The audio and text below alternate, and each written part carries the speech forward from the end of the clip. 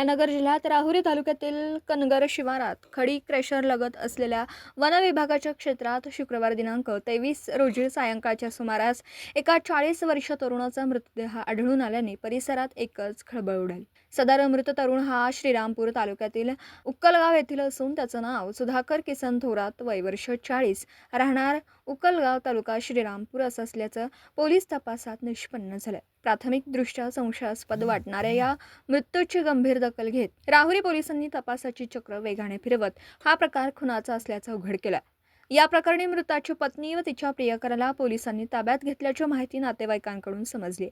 राहुरी तालुक्यातील कनगर शिवारातील क्रेशरलगत वन विभागाच्या क्षेत्रात मृतदेह आढळून येताच नागरिकांनी तत्काळ राहुरी पोलिसांशी संपर्क साधून घटनेची माहिती दिली। माहिती मिळताच पोलीस कॉन्स्टेबल प्रवीण बागुल व अमोल भांड यांनी घटनास्थळी धाव घेत पंचनामा केला। यानंतर मृतदेह रवी देवगिरे यांच्या रुग्णवाहिकेतून राहुरी ग्रामीण रुग्णालयात शवविच्छेदनासाठी पाठवण्यात आला।